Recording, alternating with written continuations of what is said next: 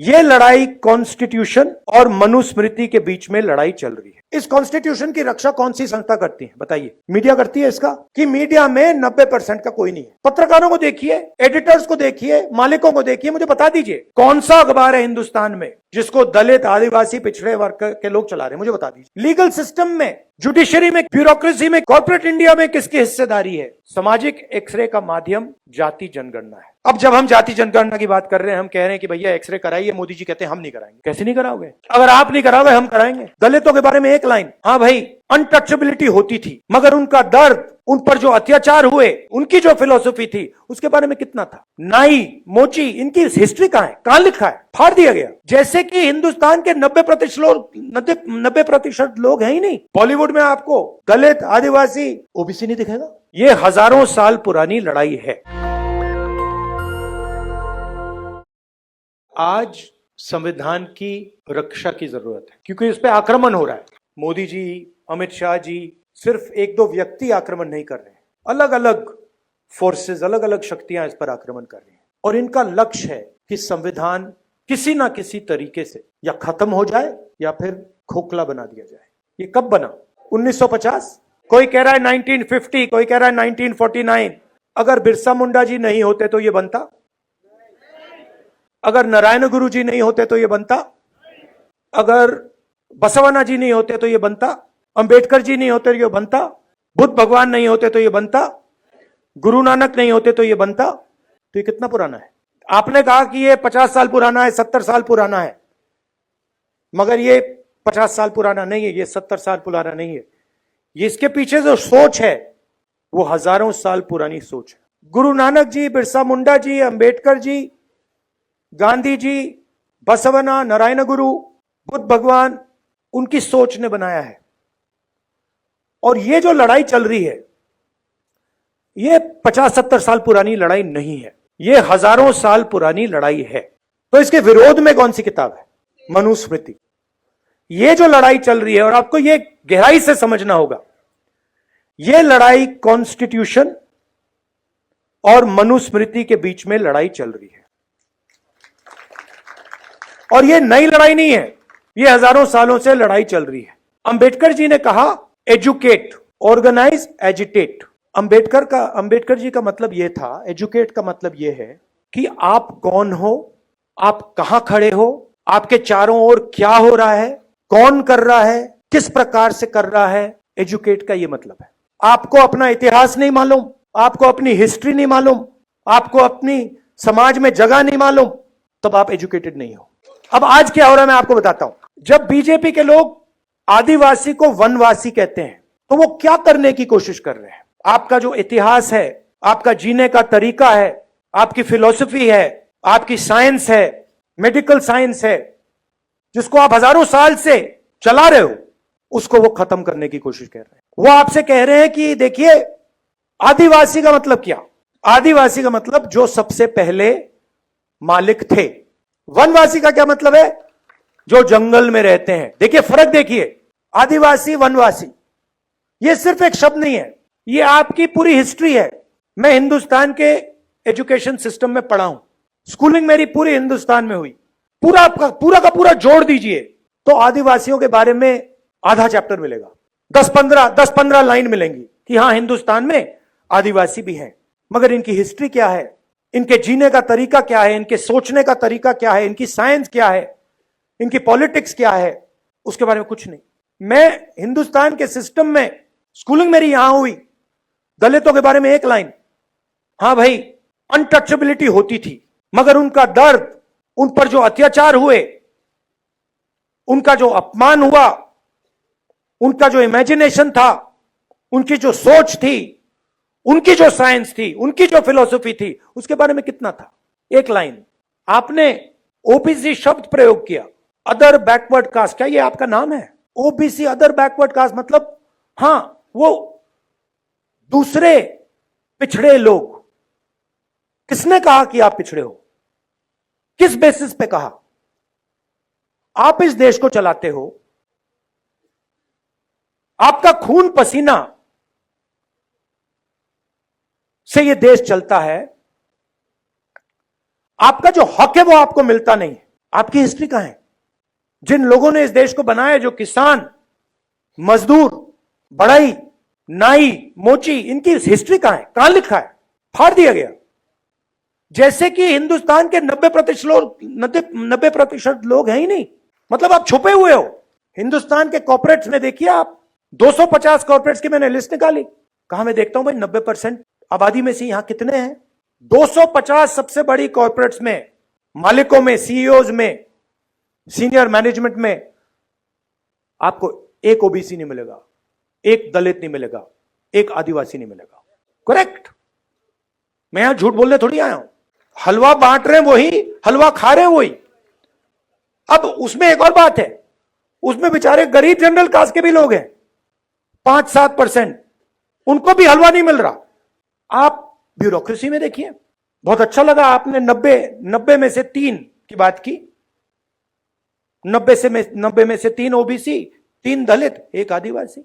दलित की आबादी 15%, आदिवासियों की आबादी 8%, ओबीसी की आबादी कोई जानता नहीं है, कोई नहीं जानता। हम कह सकते हैं कि तकरीबन 50%, क्योंकि आपकी संख्या छुपानी है। बड़ा खतरनाक काम है। आपको कोई ओबीसी, दलित, आदिवासी फाइनेंस मिनिस्ट्री में नहीं मिलेगा, डिफेंस मिनिस्ट्री में, बड़ी बड़ी मिनिस्ट्री में कहीं नहीं मिलेगा। पीछे बैठा हुआ है। 100 रुपए में से 5 रुपए का निर्णय ओबीसी अफसर लेते हैं, 100 रुपए में से 1 रुपए का निर्णय दलित अफसर लेते हैं, और 100 रुपए में से 10 पैसे का निर्णय आदिवासी अफसर लेते हैं। बॉलीवुड में आपको दलित, आदिवासी, ओबीसी नहीं दिखेगा। राष्ट्रपति जी को आदिवासी वर्ग से बनाया गया, मगर जब पार्लियामेंट का उद्घाटन होता है तो उन्हें कहा जाता है कि आप आदिवासी हैं, आप अंदर नहीं आ सकती हैं। राम मंदिर का उद्घाटन होता है, राष्ट्रपति जी से कहा जाता है आप आदिवासी हैं, आइए मत। अंबानी को बुलाया जाता है, अदानी को बुलाया जाता है, हिंदुस्तान के राष्ट्रपति जी से कहा जाता है आप नहीं आएंगे, आपकी जगह नहीं है। अगर यह संविधान पर आक्रमण नहीं है कि राष्ट्रपति जी पार्लियामेंट हाउस का उद्घाटन नहीं कर सकती, तो क्या है? इस कॉन्स्टिट्यूशन की रक्षा कौन सी संस्था करती है बताइए? मीडिया करती है इसका? मीडिया को करना चाहिए? करती है? नहीं। इलेक्शन कमीशन इसकी रक्षा करता है? नहीं करता है।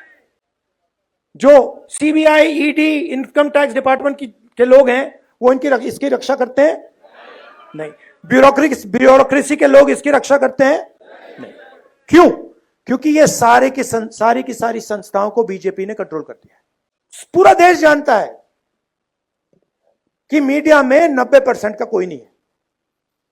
पत्रकारों को देखिए, एडिटर्स को देखिए, मालिकों को देखिए, मुझे बता दीजिए कौन सा अखबार है हिंदुस्तान में जिसको दलित, आदिवासी, पिछड़े वर्ग के लोग चला रहे हैं? मुझे बता दीजिए, मान जाऊं मैं, एक नहीं है। तो आपकी आवाज कहां है? कैसे निकल सकती है आपकी आवाज? आपकी आवाज आपके दिल में है, मगर हिंदुस्तान की संस्थाओं में नहीं है। Election commission, ministry, media, judiciary, कहां है आपकी आवाज? और फिर नरेंद्र मोदी जी कहते हैं मैं पिछड़ों का सम्मान करूंगा, दलितों का सम्मान करूंगा, आदिवासियों का सम्मान करूंगा, और फिर आपके हाथ से आपकी शक्ति छीन लेते हैं। सम्मान आपको देते हैं और पावर आपसे छीनते हैं। सम्मान आपको देते हैं और आपको हिंदुस्तान की संस्थाओं से बाहर निकाल देते हैं। सम्मान आपको देते हैं और फिर इसको खोखला करने की कोशिश करते हैं। हमने सिर्फ यह दिखा के कहा कि भैया हम इसकी रक्षा करेंगे, आप इसको छुओ फिर देखो क्या होता है। और हिंदुस्तान के प्रधानमंत्री ने चुनाव के बाद यह किया। देश ने बता दिया कि आप जो कर रहे हो, जो आक्रमण आप बिरसा मुंडा जी की सोच पर कर रहे हो, गुरु नानक जी की सोच पर कर रहे हो, नारायण गुरु जी की सोच पर कर रहे हो, बसवना की सोच पर कर रहे हो, बुद्ध भगवान, फूले जी, इन सब की सोच पर जो आक्रमण कर रहे हो, वो हम आपको करने नहीं देंगे। और आजकल मोदी जी मुस्कुराते नहीं है, बंद हो गया, परमानेंटली बंद हो गया। मैंने आपसे यह कहा कि भाई लड़ाई हो रही है, युद्ध हो रहा है, दो विचारधाराओं के बीच युद्ध हो रहा है। अब यह भी बताना पड़ेगा रास्ता क्या है। देखिए, मैंने संस्थाओं की बात की, थोड़ा सा मैं आपको 2-3 आंकड़े देना चाहता हूं। जीएसटी इस देश में कौन देता है? कौन देता है? 90% देता है। दलित, आदिवासी, पिछड़े वर्ग के लोग, गरीब जनरल कास्ट के लोग देते हैं। जीएसटी गरीब जनता से लिया जाता है, पिछड़ों से लिया जाता है, दलितों से लिया जाता है, आदिवासियों से लिया जाता है। अगर 100 रुपए आज हिंदुस्तान में अगर 100 रुपए टैक्स में लिए जाते हैं, 40 रुपए आम आदमी की जेब से निकलते हैं, 26 रुपए हिंदुस्तान की सबसे बड़ी कंपनियों से आते हैं। सबसे गरीब लोग 50% सबसे गरीब लोग 60% से ज्यादा जीएसटी देते हैं।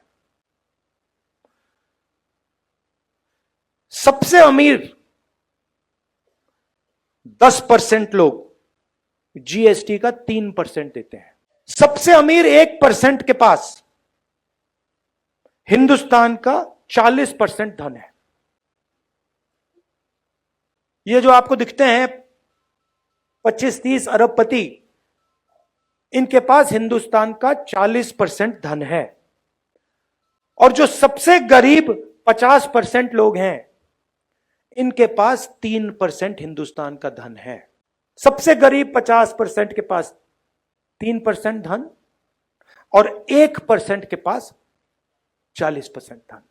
अब रास्ता क्या है? सबसे पहले हमने कहा है कि ये जो 50% का लिमिट लगा रखा है आरक्षण में, इसको हम, इस दीवार को हम तोड़ देंगे, हटा देंगे। और दूसरी बात, हम सच्चाई समझना चाहते हैं। हम समझना चाहते हैं कि इस देश में धन किसके हाथ में है, जमीन किसके हाथ में है, संस्थाएं किसके हाथ में है, कॉलेज यूनिवर्सिटी किसके हाथ में है। सिर्फ हम पता लगाना चाहते हैं। अब पूरा देश जानता है कि दलितों को, आदिवासियों को, पिछड़ों को, गरीब जनरल कास्ट के लोगों को, माइनॉरिटीज को दर्द हो रहा है। सबको मालूम है बेरोजगारी फैल रही है, महंगाई बढ़ती जा रही है, जॉब नहीं मिलता, सरकारी नौकरी नहीं मिलती, प्राइवेट सेक्टर बढ़ता जा रहा है, पब्लिक सेक्टर खत्म होता जा रहा है, चोट लग रही है। अब हम सिर्फ ये कह रहे हैं भैया चोट लग रही है, एक्सरे करा दो, पता लगाओ चोट क्यों लग रही है, कारण क्या है। सामाजिक एक्सरे का माध्यम जाति जनगणना है। जाति जनगणना में हम 2-3 चीजें पता लगाना चाहते हैं। सबसे पहले, किस देश में पिछड़े वर्ग के कितने लोग हैं? 10% हैं, 20 हैं, 30 हैं, 40 हैं, 50 हैं, 60 हैं, कितने? दलित, आदिवासी, माइनॉरिटी, गरीब जनरल कास्ट के लोग कितने हैं? पहली बात। दूसरी बात, हिंदुस्तान की संस्थाओं में किसकी कितनी हिस्सेदारी है, लीगल सिस्टम में किसकी हिस्सेदारी है, जुडिशरी में किसकी हिस्सेदारी है, ब्यूरोक्रेसी में किसकी हिस्सेदारी है, कॉर्पोरेट इंडिया में किसकी हिस्सेदारी है, हमारी संस्थाओं में किसका कंट्रोल है, मीडिया में कितने लोग हैं 90% से, कॉर्पोरेट इंडिया में कितने लोग हैं, बड़ी बड़ी ब्यूरोक्रेटिक पोजीशंस में कितने लोग हैं, हिंदुस्तान में जो सेक्रेटरी लेवल के अफसर हैं उसमें कितने लोग हैं। हम एक्सरे करना चाहते हैं। अब अगर आप अस्पताल जाते और आप डॉक्टर से कहते भैया मेरा हाथ टूटा हुआ है, लग रहा है हाथ टूटा हुआ है, हिला नहीं पा रहा हूं, एक्सरे करवा दीजिए, और डॉक्टर आपसे कहता नहीं एक्सरे नहीं कराऊंगा, तो आप क्या करते? अब जब हम जाति जनगणना की बात कर रहे हैं, हम कह रहे हैं कि भैया एक्सरे कराइए, मोदी जी कहते हैं हम नहीं कराएंगे। कैसे नहीं कराओगे?